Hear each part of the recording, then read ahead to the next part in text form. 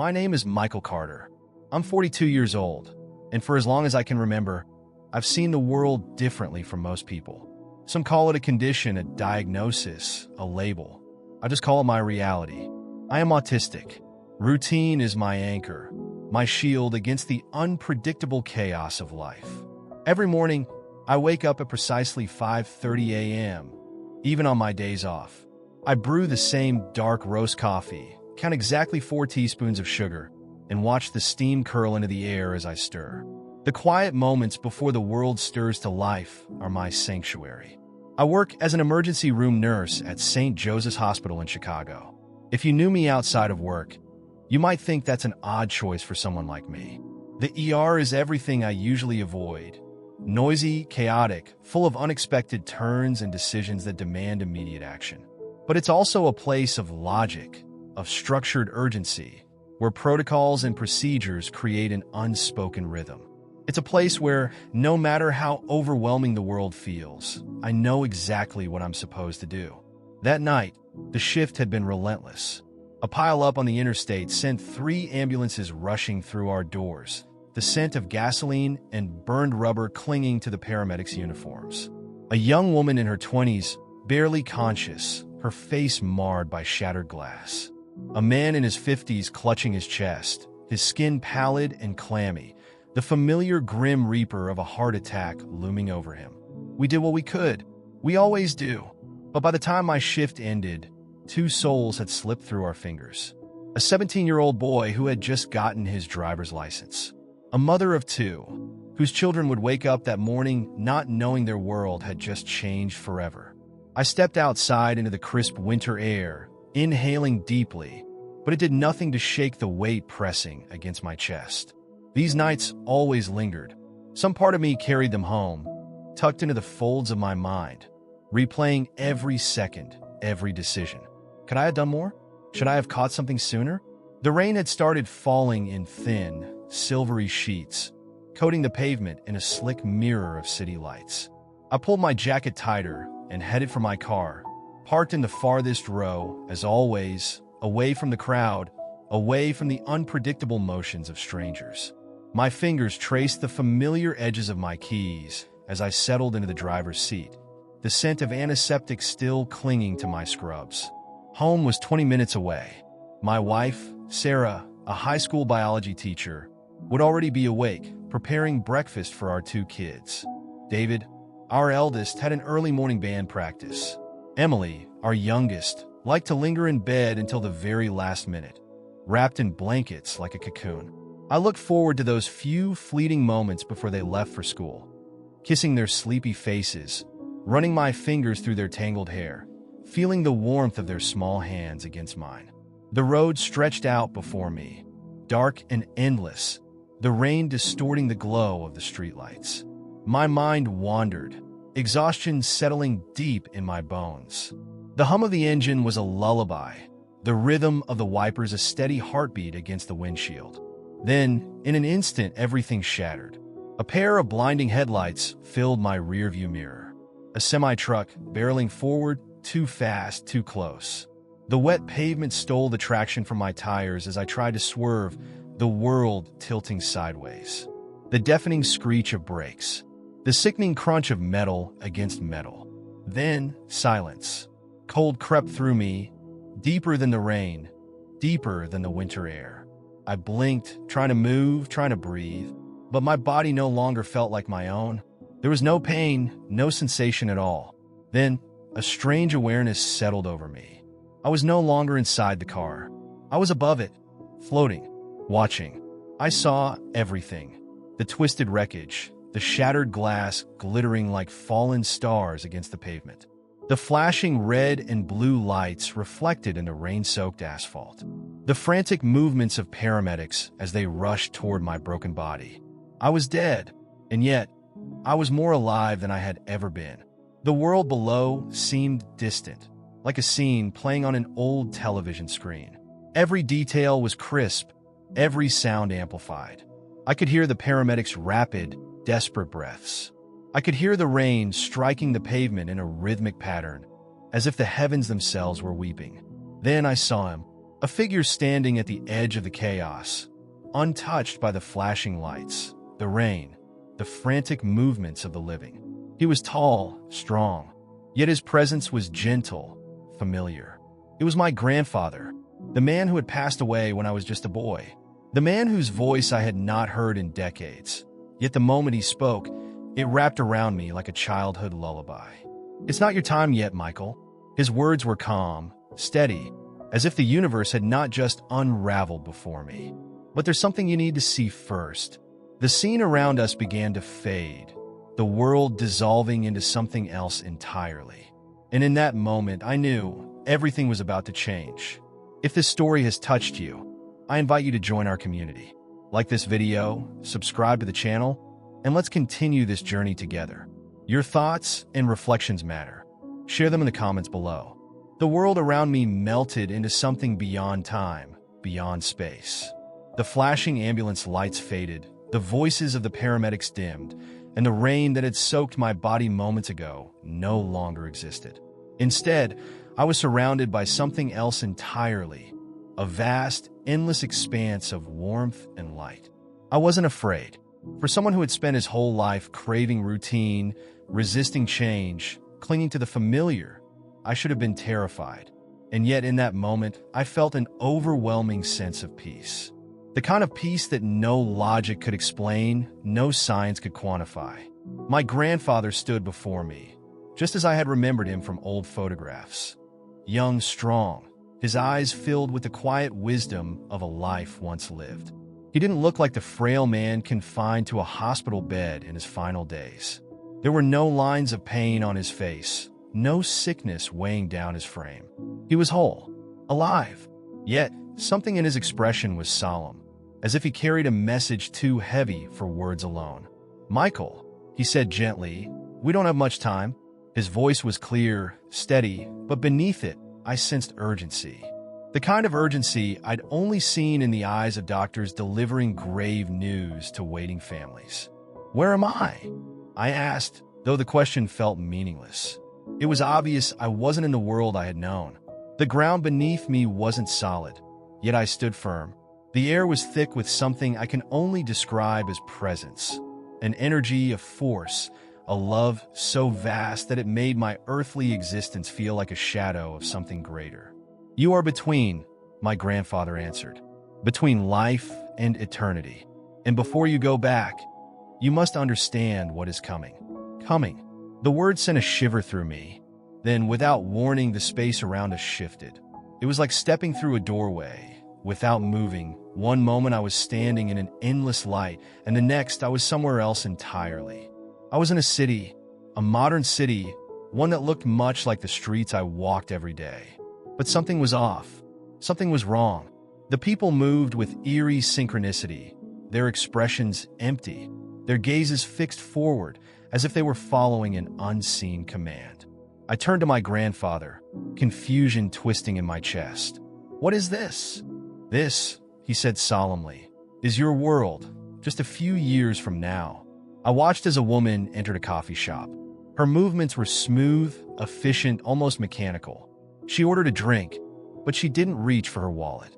She didn't swipe a card. She didn't even use her phone. Instead, she lifted her right hand, and beneath the skin, something pulsed with a faint blue glow. A soft beep sounded, and the transaction was complete. It was seamless, effortless, terrifying. "This isn't the mark," my grandfather said, sensing my thoughts. "Not yet, but it is the beginning." A slow chill spread through me. I watched as the scene around me shifted, as if time itself were accelerating. Days blurred into months, months into years. The technology became more sophisticated. First, it was a simple identification chip, convenient, practical. Then it evolved. The chip monitored health, tracked emotions, suggested decisions. It became so integrated into life that soon, it wasn't optional anymore. I saw families eagerly taking their children to get the implant, convinced it would keep them safe. I saw churches embracing it, pastors reassuring their congregations that it was harmless, just another tool for modern life. No one questioned it. No one saw what was coming. And then I saw myself. Or rather, the version of myself that could have been. A nurse standing in a hospital, being called into an office. The supervisor's face was sympathetic but firm. "We can't have staff without the implant, Michael," she said. "It's for patient safety, for efficiency. If you won't comply, we have no choice but to let you go." I watched as that version of me, unwilling but cornered, walked out of the hospital, my career stripped away in an instant. And then the scene shifted again. People who refused the implant weren't just losing their jobs anymore. They were losing their ability to function in society. They couldn't buy food, couldn't access medical care, couldn't board public transportation. They were outcasts. The world called them dangerous, unreasonable, obstacles to progress. I turned to my grandfather, my voice barely above a whisper. "Why are you showing me this?" He placed a firm hand on my shoulder. "Because you need to warn them. Warn them." The weight of those words settled into my chest. I had spent my whole life seeing things differently than others. And now it seemed I was seeing something that no one else could. And I knew this was only the beginning. The moment I accepted that what I was seeing wasn't just some hallucination or dream, but something real, something urgent, the world around me shifted again. I was no longer standing in the futuristic city where people moved like program machines. I was somewhere else, somewhere vast and endless, filled with a light so pure it felt alive.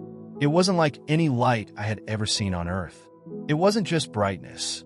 It had depth, warmth, and an overwhelming presence. It was as if the light itself knew me, saw me, understood me. And then I heard the voice.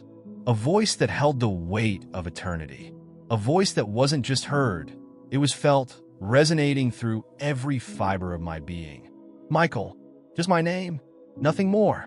Yet in that one word, there was more power, more love, more absolute certainty than anything I had ever known. It stripped away every doubt, every fear, every question I had ever held. I turned, and there he was, Jesus. The moment my eyes met his, I understood everything. Every second of my life flashed before me, not as a punishment, not as judgment, but as a revelation. I saw the moments I had lived in fear, the times I had let the world's expectations shape my choices. I saw my mistakes, my regrets, the countless times I had ignored the quiet whisper of truth inside me. Yet I felt no condemnation, no shame, only love. Love that was deeper than the ocean, stronger than the strongest storm, vaster than the sky. "My son," he said, stepping closer, his presence overwhelming yet gentle. "I have called you here because the time is short. What I must show you cannot wait. I wanted to speak, to ask why me, to say that I was no one important, just a nurse, just a man who struggled to understand the world around him." But before the words could leave my lips, he smiled, as if he already knew my every thought.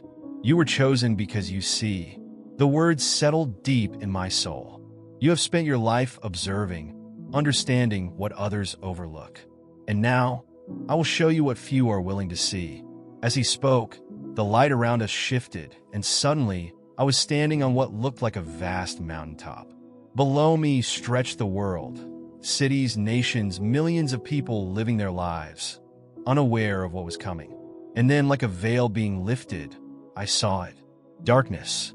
Not the absence of light, but something alive, something creeping and consuming, slithering into every part of society. It was subtle, almost imperceptible. It moved through politics, through entertainment, through technology, through the very fabric of daily life. And no one noticed. The people below me were laughing, working, scrolling through their devices, worshiping their own comforts, their own desires. They didn't see the chains forming around them. "They think they are free," Jesus said beside me. But they are not. I watched as the darkness seeped deeper, spreading like ink through water. It didn't force itself upon people. It invited them, lured them with convenience, with promises of a better life, a better world. I saw governments introducing new technologies that promised to make life easier. People welcomed them without question. I saw churches embracing new digital advancements, integrating them into their worship, making faith more accessible, more modern. No one questioned it. And then I saw what came next. The upgrade. At first, it seemed harmless. A small advancement in technology. An implant that promised security, access, health monitoring, convenience. And the world accepted it eagerly. Jesus turned to me, his eyes filled with sorrow. This is how it begins. I watched in horror as those who refused the implant began to face consequences. First, it was small inconveniences. They couldn't access their bank accounts as easily.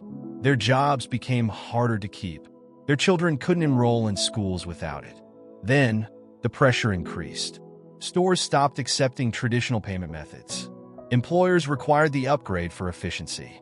Healthcare systems refused treatment to those without it. People had to make a choice, accept the system, or be cut off. I watched as families were torn apart. Husbands pleading with wives, parents begging their children.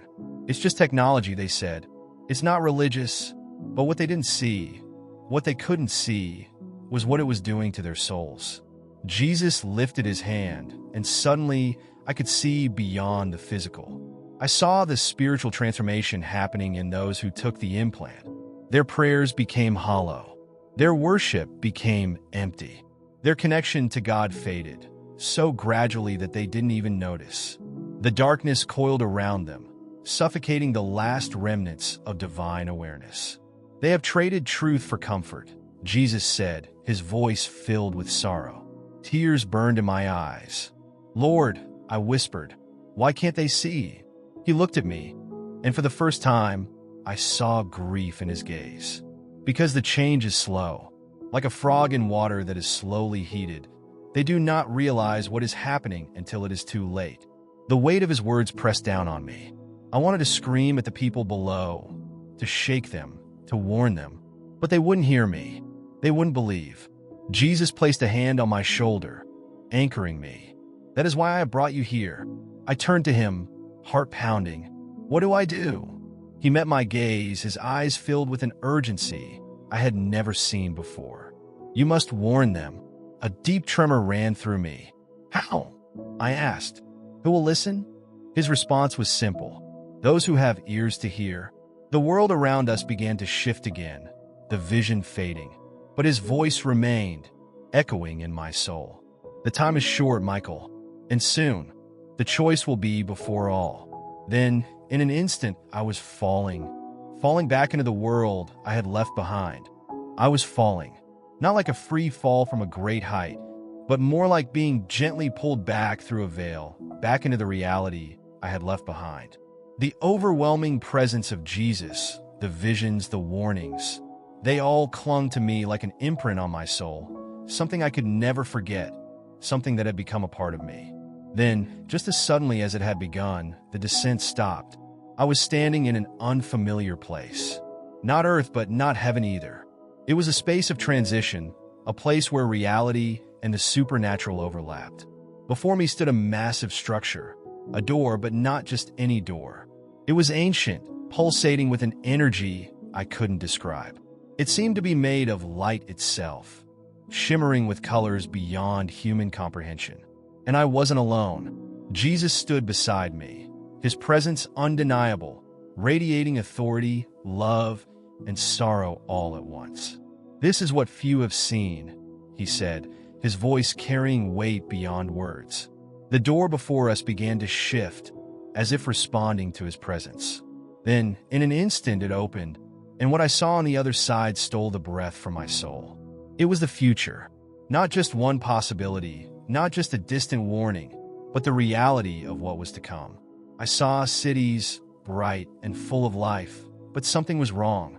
People moved with eerie precision, their gazes empty, their bodies marked with a faint glow beneath their skin. They weren't just living, they were controlled. Technology had become their god. I saw places of worship converted into centers of enlightenment, where faith had been stripped of its power and replaced with doctrine that preached unity, peace, and progress. But without Christ, without the Spirit, without the truth. I saw children in schools learning not from teachers, but from systems, machines that fed them knowledge while stripping them of wisdom. Then, my eyes were drawn to a massive stage in the center of a grand city. A man stood there, charismatic, confident.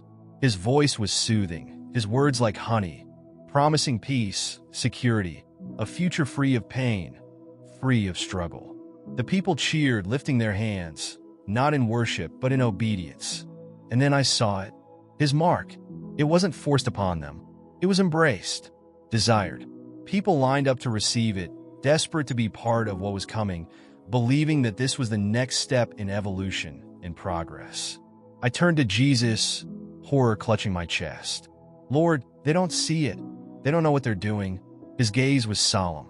No, they do not.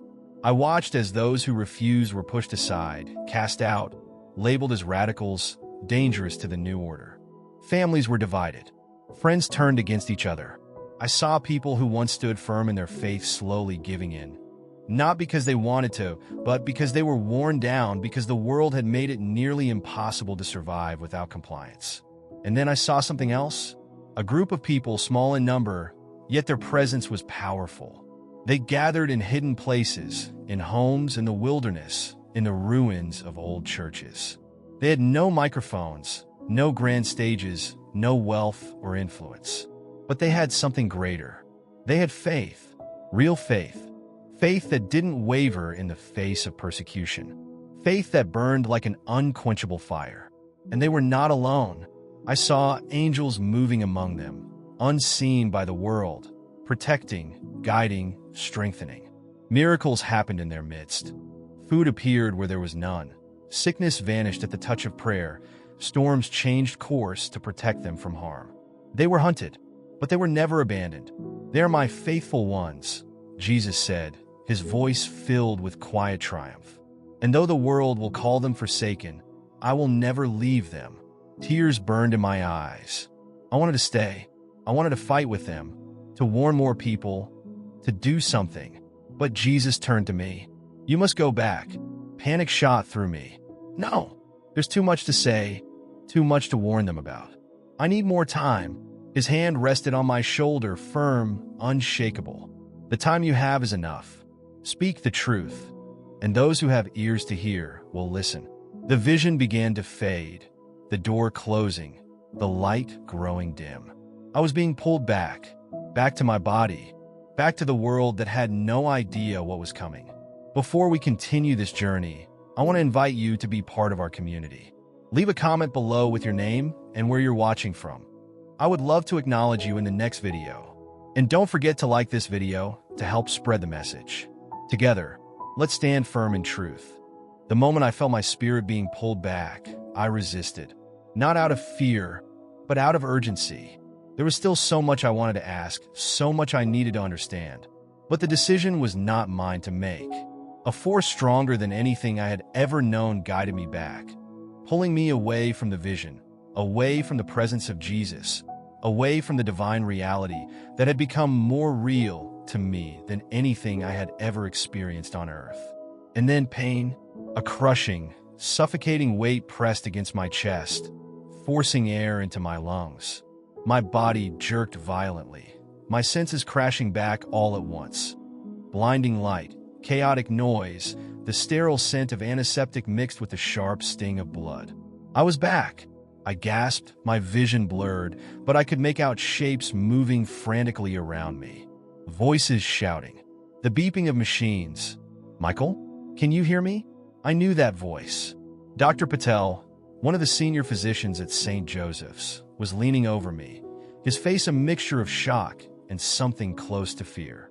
I tried to speak, but my throat burned like fire. He turned to a nurse beside him. I pronounced him dead almost 10 minutes ago. Dead. The word echoed in my mind, sending a shiver through me. I had died. I had left my body, seen things beyond this world, stood in the presence of Jesus himself. Yet here I was, alive, against all logic, against every medical certainty. My heart had started beating again. I could feel the weight of the moment pressing down on me. Not just the physical exhaustion, but the gravity of what had happened. I had seen the future. I had been warned. And now, I was back for a reason.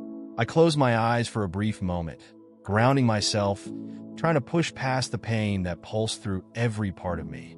When I opened them again, I was met with my wife's tear-streaked face. "Michael," she whispered, her fingers tightening around mine. "You were gone. They said you were gone."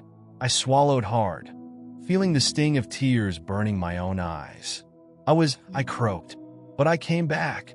Sarah shook her head, unable to process what was happening. "You shouldn't be alive," she said. "The accident. The truck." She covered her mouth with her hand, her body trembling. "Michael, they said your injuries were fatal." I could barely move. Every part of me ached, but deep within, something was stronger than the pain. Purpose. A fire had been lit inside me, one that no earthly suffering could extinguish. "I have to tell you something," I whispered, my throat raw, my body barely able to keep up with the urgency in my soul. Sarah leaned in, gripping my hand tighter. "What is it?" she asked, her voice barely above a whisper. I tried to find the right words. How could I possibly explain what I had seen? How could I make her understand that the world was already changing, that the warning Jesus had given me was not for some distant future, but for now? But before I could speak, Dr. Patel interrupted. "Michael," he said carefully, glancing at the machines beside me. "Your vitals are stabilizing, but you need to rest. Your body has been through severe trauma." I shook my head weakly. "You don't understand. I need to talk. I need to." But my strength was failing me. The weight of returning to my body, the pain of my injuries, the sheer magnitude of what I had just lived, it was all too much. Darkness crept in at the edges of my vision, pulling me under. And then, just before sleep overtook me, I heard his voice again, gentle, steady, unshaken. "You have time, my son. Speak when they are ready to listen." And with that, I let go, slipping into unconsciousness, knowing that when I woke again, nothing in my life would ever be the same. I woke up to the rhythmic beeping of the heart monitor beside me. The sterile scent of the hospital room filled my lungs, grounding me back into reality. The world of light, of divine presence, of prophecy. It felt like a dream, but I knew better. It wasn't. I turned my head slightly, wincing at the pain that shot through my body. My wife, Sarah, was sitting in the chair beside my bed, her hands clasped together as if she had spent hours praying. When she noticed I was awake, relief flooded her face. "You're awake," she breathed, tears shimmering in her eyes. I nodded weakly, my throat dry, my mind still processing everything. But before I could speak, the door swung open, and Dr. Patel walked in. He hesitated at the sight of me, as if he still couldn't believe I was alive. "Michael," he said slowly, flipping through my chart. "Your vitals are strong, and your injuries, honestly, I can't explain it, but they're healing faster than expected." He looked at me, a deep curiosity in his eyes. "You were clinically dead for almost 10 minutes. Do you remember anything?" I swallowed hard. How could I even begin to explain what I had seen? The warnings, the visions, the undeniable presence of Jesus? "Yes," I said finally. "I remember everything." Dr. Patel's expression shifted slightly, the logical part of his mind already resisting the implications of my words. A lot of people who experience cardiac arrest report strange visions. This wasn't just a vision. I interrupted, my voice hoarse but firm.